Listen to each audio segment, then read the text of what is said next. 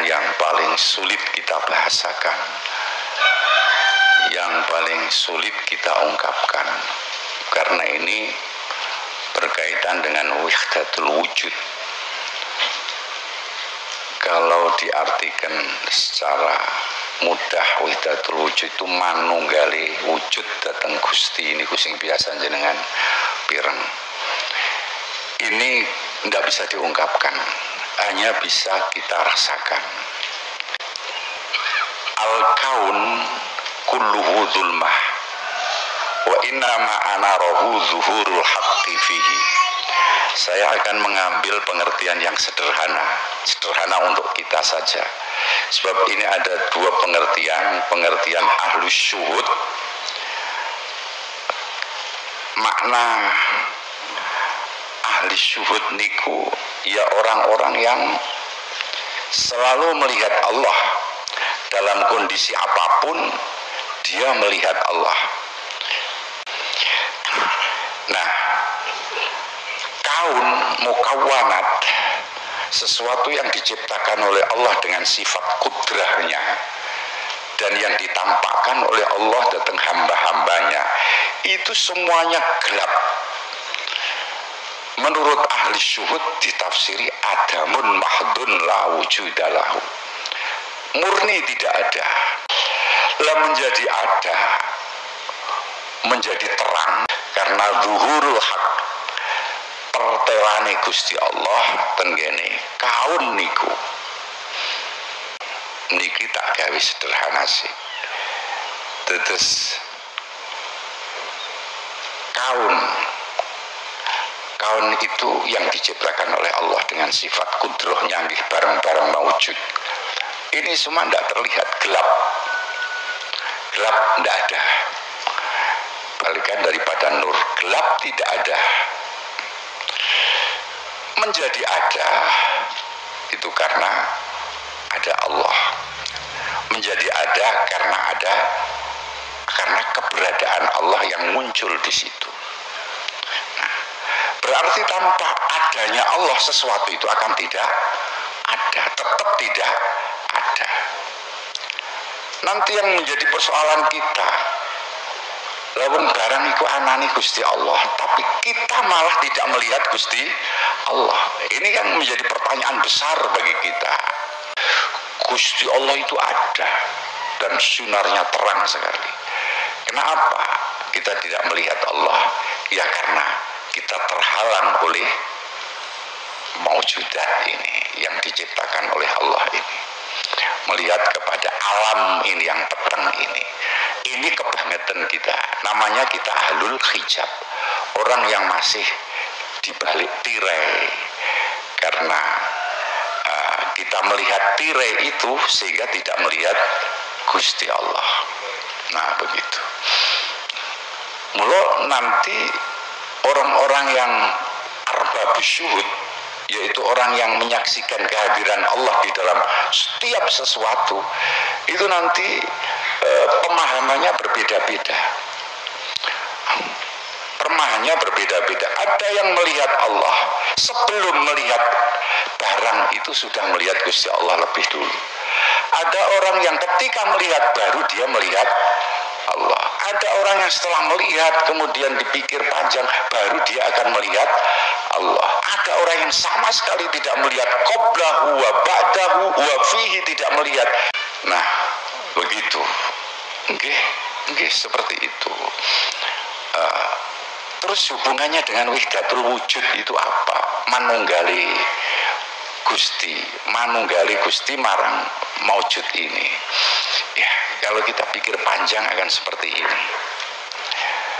Gusti Allah membuat sesuatu yang segala yang ada di kanan kiri kita itu tidak ada bahan lain, tidak ada bahan, semuanya itu murni dari Allah. Kita membuat meja, ada kayu yang menciptakan Allah. Kita membuat apa-apa selalu ada materi, ada bahan yang kita buat untuk menjadi sesuatu. Tetapi Gusti Allah menciptakan sesuatu itu awal mula tidak ada bahannya, ya murni dari Allah. Kita rasakan aja, tidak bisa kita bahasakan. Itu murni dari Allah. Entah dari mana Allah, ya dari Allah.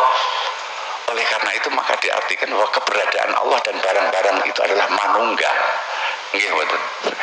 Nek kula damel kursi, mboten saged kursi manunggal kali kula mboten. Karena kursi itu bahannya dari yang lain. Tapi kalau ketika sesuatu itu datang dari saya, tidak ada bahan lain kecuali dari saya, maka barang itu dan saya sepertinya jadi satu, tidak bisa dipisahkan. Ini sehingga ada pemahaman wahdatul wujud seperti ini. Nah, tidak apa-apa kalau realisasinya wahdatul wujud itu benar, itu tidak masalah. Tetapi kalau salah di dalam kita mengartikan, nanti kita bisa masuk di dalam dalil yang syubhat. Artinya kita akan terjebak kepada sesuatu bahwa itu Allah. Pandangan kita akan mengatakan bahwa itu Allah, ini yang salah. Jenengan kemarin-kemarin ketika kita belum mengulang, ada seorang wali ditanyakan, apa yang ada di sakumu? Yang ada di saku saya adalah Gusti Allah. Ini masalahnya seperti itu. Karena dia memang merasakan betul setelah mengurai semuanya dengan perasaan, dengan dzauq, ini ternyata semuanya bermuara kepada Allah. Jadi kalau Allah itu tidak tampak, maka sesuatu tidak akan ada. Berarti penampakan segala sesuatu itu menyatu dengan penampakan, dengan keberadaan Gusti Allah. Yang menjadi persoalan bagi kita, tapi kenapa justru kita tidak melihat Gusti Allah hanya melihat mukawanatnya saja, akwannya saja. Ini persoalan kepada kita, persoalan yang harus kita tanyakan kepada diri kita. Ya karena apa? Karena zulmah, karena sesuatu itu peteng, tidak menghalang kita melihat kepada Allah. Tapi kalau zulmah menurut ahli suhud justru tidak ada, itulah justru ini semua dianggap tidak ada, maka dia bisa melihat Allah dengan jelas. Ini kucing ahlus syuhud, kehadiran, merasa bahwa Allah itu hadir di mana-mana.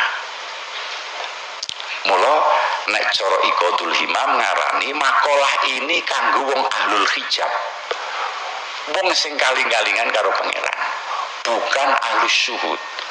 Kalau ahlus syuhud nggak ada, itu semua tidak ada, yang ada cuman Gusti. Malah dibahasakan dengan adamun mahdun. Ketika ada sinar Allah, semua tidak ada yang terlihat, hanya Gusti Allah. Tapi kita, ketika sinar itu ada, justru kita tidak melihat kepada Allah, tapi melihat barang-barangnya. Niku kebalikan ahlul hijab.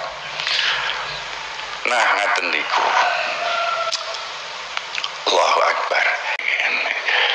Nah, mula arbabus syuhud niku bermacam-macam. Ada orang yang melihat Gusti Allah sebelum melihat barang-barang ini. Sebelum melihat alam ini, dia sudah melihat Gusti Allah lebih dulu. Ketika matanya tertatap pada sesuatu seperti binatang, orang itu sudah menangkap bahwa di situ ada Allah. Di situ ada Allah. Ada qiyamul haq, ada qayyumatul Allah. Sebab setiap sesuatu tidak bisa lepas dari sifat qayyumahnya Gusti Allah. Dia tidak akan tidak ada, dia akan tidak ada ketika di situ tidak ada qudrah Allah, tidak ada qayyumah Allah. Maka ada orang ahli syuhud ketika melihat, sudah tahu saya di situ ada Allah. Sebelum itu ada, sudah ada Allah di situ. Kemudian baru menjadi ada, itu sebagai bukti mawon. Nah, niku disebut sebagai napa menikah ahli syuhud ngoten niku. Dan bisa dibacakan dengan ahli makom fana. Dia melihat Allah sebelum melihat makhluk. Dia tidak melihat makhluk sama sekali, karena bagi mereka keberadaan makhluk itu tidak ada. Dia gaib dari wasitoh, dari antara makhluk dan Allah tidak ada, adanya cuma Allah. Mulakno enten dawuhipun ahli syuhud maqam ma raaitu syai'an illa raaitullaha qablahu.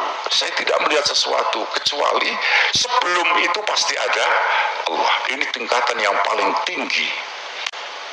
Ada orang yang melihat Allah setelah dia melihat sesuatu itu. Mudah-mudahan ini kita termasuk kita ini. Jadi bukan sama sekali kita tidak ahlul hijab, tidak. Kita melihat Allah. Dan ini disebut sebagai ahlus sair ilallah, al-murid ilallah.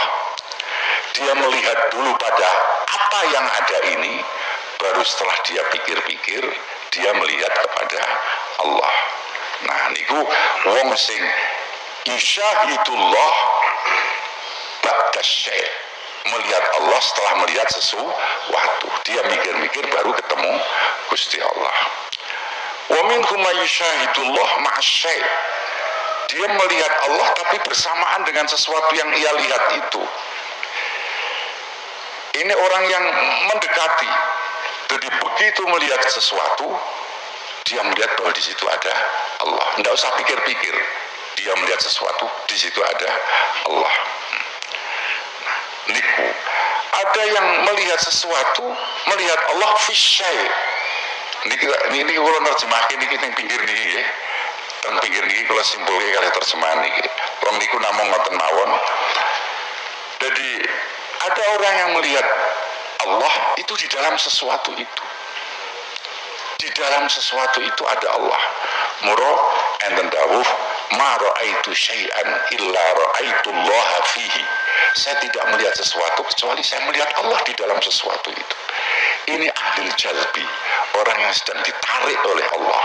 Dia tidak melihat apa-apa. Setiap melihat sesuatu di situ melihat Allah. Kemudian kita jangan sampai yang seperti ini, ahlul hijab. Ahlul hijab itu orang yang melihat sesuatu tapi tidak melihat Gusti, la qablahu wala ba'dahu wala indahu. Sebelum, sesudah, dan ketika itu dia melihat Allah. Kita ini ahlul hijab. Ana wong ayu sing didelok yo ayune ora roh Gusti Allah. Ono pemandangan yang indah yang dilihat juga itu saja. Kita tidak melihat. Setelah ini tidak melihat. Setelah kita melihat sesuatu itu tidak melihat bahwa di belakang ada Allah.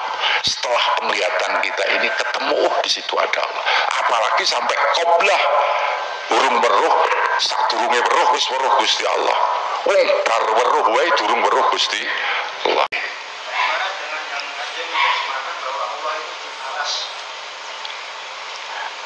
Niku istawa alal arsy.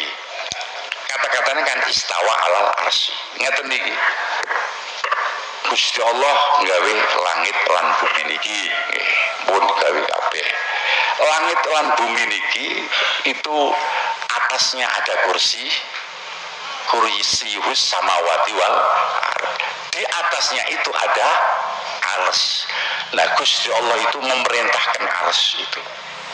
Mboten Gusti Allah bertempat di arsy niku mboten. Tapi Gusti Allah memerintahkan arsy. Arsy itu lebih besar dari segala-galanya. Alam kita ini kecil dibandingkan dengan arsy. Di sana ada segala sesuatu ciptaan Allah. Sentralnya ada di arsy. Gusti Allah merintah alal arsy, maksudnya buatan Gusti Allah manggon dan riku niku mboten, tapi Gusti Allah perintah menguasai pada arsy. Kalau Allah menguasai pada arsy, otomatis kursiyuhu wa alam kita ini. Niki sing dimaksud istawa alal arsy. Kemarin sedikit sudah kita singgung. Jadi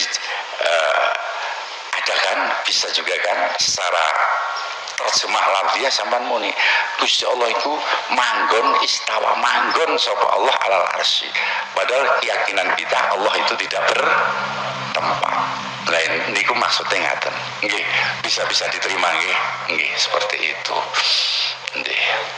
Nggih. Nggih. Mengenai wahdatul wujud.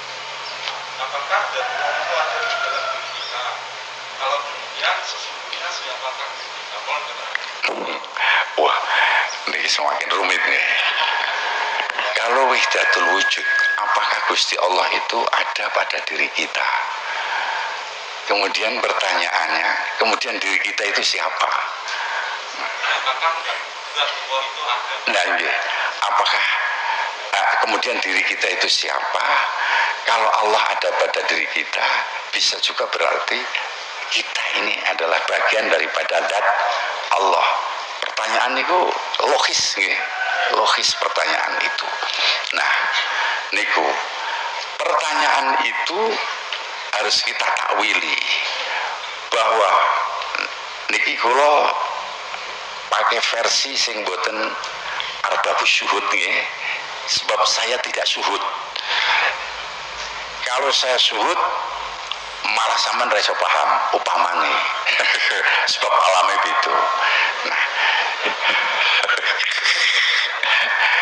jadi Allah ada pada diri kita itu qayyumahnya Allah.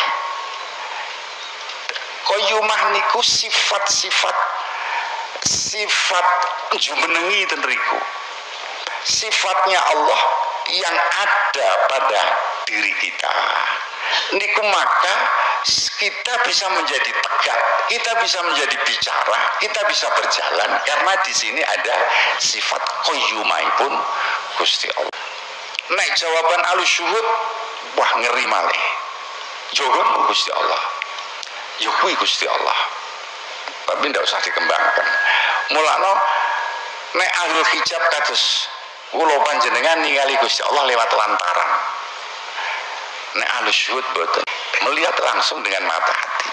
Jadi kembali kepada pertanyaan, kalau Gusti Allah itu ada pada sesuatu fihi fisyai, maka apakah berarti sesuatu itu di situ zatiahnya Allah kan atau sifatnya Allah? Kita maknai aja adalah sifat Allah yang ada di situ. Jangan kita mengartikan zatiahnya, karena ini nanti sudah akan melanggar rambu-rambu syara. Tafakkaru fi khalqillah wala tafakkaru fi zatihi. Ada undang-undang syara seperti itu. Sebab kalau jenengan tafakkur fi zatihi tidak akan ketemu. Tidak akan ketemu karena Allah itu mukhalafatul lil hawadis. Nah, mulakno nggih ngaten nggih. Itu artinya. Jadi sifat qayyumahnya Allah yang ada di situ. Jadi bukan zatnya Allah. Nah, kalau zatnya Allah nanti sama dengan saya melihat sampean berjalan, saya melihat Allah. Nah, sana ada orang, saya melihat Allah. Oke, jenengan ada orang berjalan melihat Allah, ada orang cantik melihat Allah, ada orang tinggi melihat Allah. Artinya di situ kental sekali dengan petunjuk Allah, seolah-olah sesuatu itu menyatu dengan Allah. Nah, niki maka wahdatul wujud sekalipun menurut saya harus ditakwili. Kalau tidak ditakwili akan muncul pertanyaan seperti yang panjenengan tanyakan itu tadi, sehingga kita akan menyalahi hadis Rasul tafakkaru fi khalqillah wala tafakkaru fi dzatih. Enten hadis ngeten. Engko kowe nek wis mikir iki, setan iki arep takon ngene. Sing dadeki kowe sapa? Saman bisa menjawab Gusti Allah. Pertanyaan setan selanjutnya, sing dadeki Gusti Allah sapa? Kalau sudah pertanyaan sampai di situ, kita diam, ndak usah dijawab. Dan itu ada keterangan seperti itu. Ya memang betul. Karena apa? Karena Allah mukhalafatul hawadis. Ndak bisa kita rekayasa dengan pikiran kita yang sifatnya hawadis. Ini pun sakit. Pertanyaan selanjutnya, ya percaya apa orang gue? Nek percaya golek pangeran saliyane Gusti malam yardha bi qada'i falyatlub rabban siwaya. Sapa rido karo qada, keputusanku golek pangeran liyane aku. Iso ketemu sampean.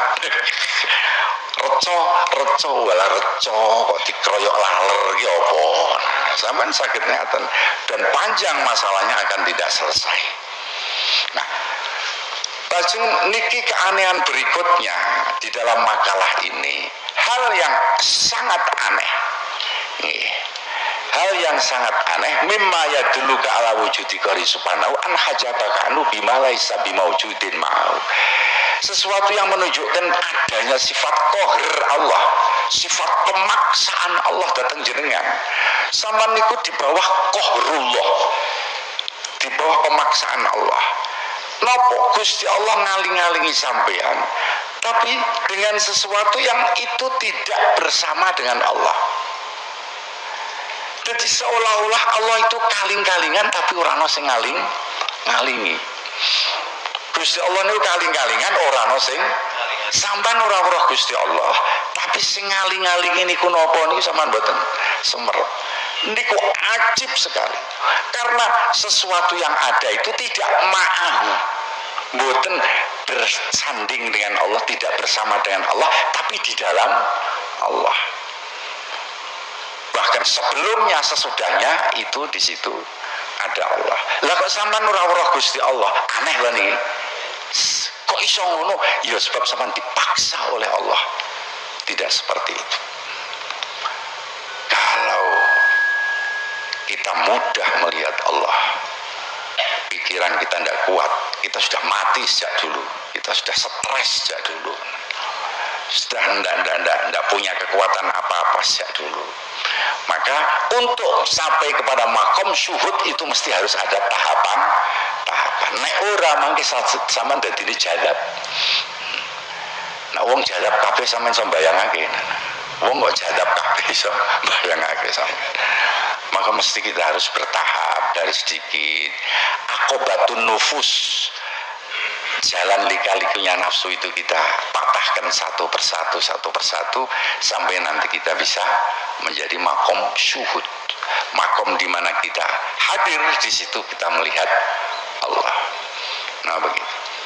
Jadi aneh awake dhewe nek mau dikandhake al kaunu zulmah wa anarahu wujudul haq atau zuhurul haq, niku segala sesuatu itu gelap mendadak menjadi jelas niku dalam versi yang ghairu ahli syuhud menjadi jelas karena Allah, keberadaan Allah di situ.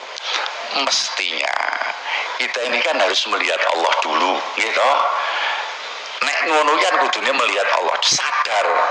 Nah niki seringnya harus mulai padang. Ketika gelap tadi sampean mboten melihat apa-apa. Ketika seringnya kita tampak, mestinya sampean harus melihat matahari, harus sadar di sana ada matahari. Tapi kita tidak sadar kalau di sana ada matahari. Adanya cuma wanita-wanita cantik saja. Niki kalau bolak-balik nyontok ke wanita cantik niki soalnya kula ngarep-ngarep iso mlebu swarga. Nah, sing ngene tafaulan. Soal itu dari kan cantik-cantik kabeh.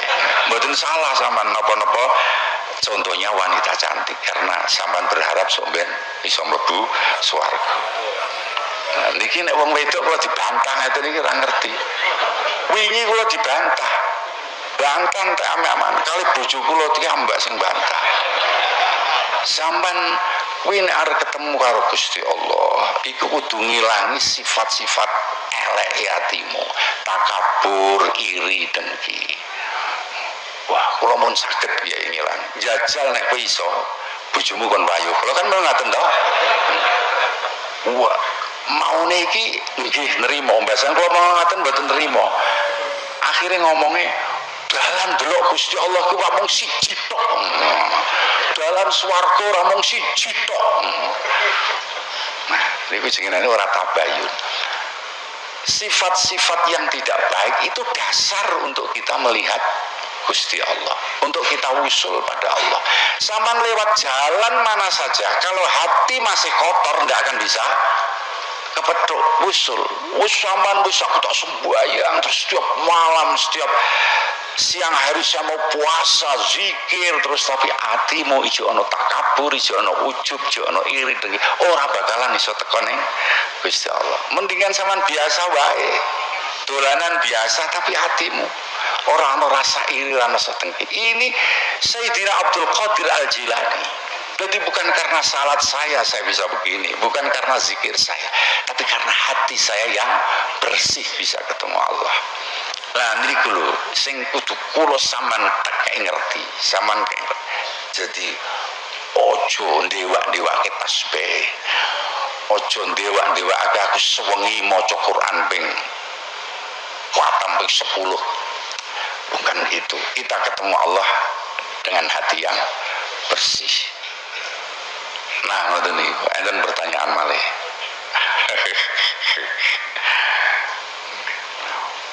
Iya.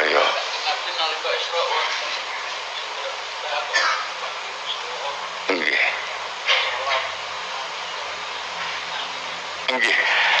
Apa yang digambarkan di dalam Isra Mi'raj Rasulullah itu untuk sama tak ada nih sadurunge. Apa yang dilakukan oleh Kanjeng Nabi itu untuk konsumsi orang awam. Ngerti sampean? Untuk konsumsi orang awam, untuk konsumsi umat. Hal yang sifatnya rahasia Rasulullah sering tidak menyampaikan. Nek koyo ketemu Gusti Allah, kok saja kok harus pakai perjalanan yang jauh. Kok Sidratul Muntaha lagi ketemu Gusti Allah. Niku sampean iso mengartikan itu adalah tahapan-tahapan untuk menghilangkan nafsu sampai ketemu Gusti Allah. Jadi mulakno Isra Mi'raj itu sesuatu yang tidak bisa dinalar sebenarnya. Hanya kita bisa mereka-reka. Kalau wong kuwi kesane Gusti Allah, saiki jam piro? Saiki jam 6. Kowe kepengin jam 12 nek diputer ya iso. Dalam 1 menit iso tekan jam 12. Itu adanya gambaran satu untuk memudahkan di dalam penjelasan saja. Jadi harus perjalanan jauh menuju kepada Allah. Itu artinya Gusti Rasulullah memberikan satu pelajaran bahwa kita ketemu Gusti Allah itu harus memakai perjalanan yang jauh, karena perjalanan jauh itu tidak ada lain adalah menghilangkan nafsu. Mula wingi enten makalah, sesuk enten makalah. Janjane kita menuju kepada Allah itu tidak ada jarak. Nopo mang tuah ning Mekah. Wong antara kita dan Gusti Allah itu tidak ada jarak. Dan tidak ada salah-salah apa-apa. Apa kita semula berseteru dengan Allah, njaluk ngapura sik ketemu Gusti Allah, tidak ada. Yang ada, yang membuat ada jarak itu adalah nafsu kita. Gambarannya kayak begitu. Jadi orang-orang transparan apa anane mboten. Inilah kalau kita sudah bicara seperti ini memang harus jeli banget. Kita jangan sampai terlibat kepada suatu khayalan di mana nanti akan terjebak dalam Gusti Allah itu merupakan jasad. Gusti Allah itu sama dengan kita, tidak mukhalafah lil hawadis. Maksud Pak, nggih. Bagaimana kita cara melihatnya, gimana hati kita dengan mata batin kita menghayalkan gimana? Iya, itu ini tadi jenengan semua baru saja melihat Allah ini, baru saja sampai melihat Allah dengan hati kita. Mulanya nih kini dikandaki ini hanya dauk, tidak bisa kita bahasakan. Ahli syuhud pun kekurangan bahasa untuk menjabarkan dengan jelas, karena ini adalah sudah di luar nalar, hanya kita bisa ngerti dengan hati kita. Coba zaman merenung sedelo, oh iya, hati-hati, sebab zaman nek tak kok ini nih, zaman kok percaya karo Gusti Allah toh? Percaya banget. Lah piye sebabe? Wong ora weruh, ora piye. Lah iya, kan dengan hati kan, wong ora weruh kok percaya. Sampean percaya mboten? Piye carane sampean percaya? Dari hati, dari zauk ini.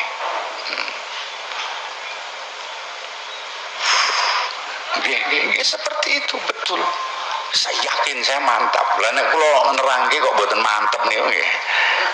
Nggih, mantep saya seperti itu. Dan kalau ini sudah berkaitan dengan hal yang mukhalafatul hawadis, tidak boleh kita reka-reka dan kita gambarkan seperti sesuatu yang hawadis. Setiap kita menemukan keterangan seperti itu, kita harus mentakwil.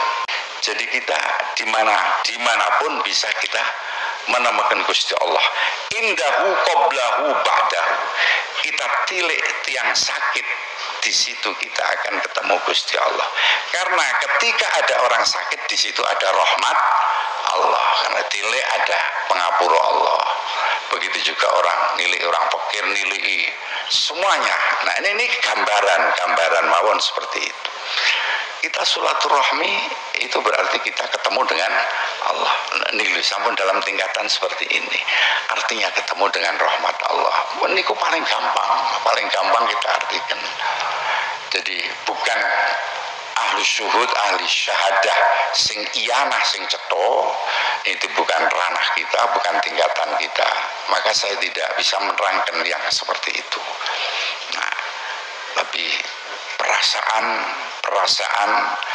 saya bisa memahami. Karena apa?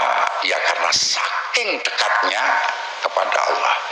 Jadi ma ra'aitu syai'an illa annallaha qablahu, ma ra'aitu syai'an illa ra'aitullah qablahu, ma ra'aitu syai'an illa ra'aitullah ba'dahu, ma ra'aitu syai'an illa ra'aitullah fihi. Tergantung kepada kedalaman ilmunya ahli syuhud niku piyambak. Nggih. Kulul madudin itu adamul mahdud. Kulul madudin adamul mahdud. Nggih, bahasa ahli syuhud adamun mahdun.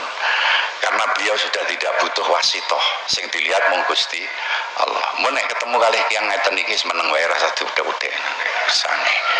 Nggih. Nah, awake dhewe ini kan komunitas ahlu hijab. Terus kalau komunitas ahlu hijab ya kita ngomong-ngomong aja, kita biasa aja. Nggih. Ngoten niku.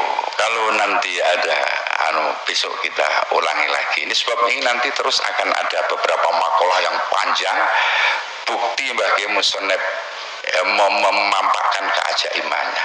Bagaimana kok Gusti Allah itu sampai kaling-kalingan? Wong Gusti Allah itu yang menampakkan. Sing menampakkan iki Gusti Allah kok sampai Gusti Allah iku ora ketok. Misalnya ana wong nggawa piring nyoh, sampean ora ora sing nggawa piring kan aneh to kuwi.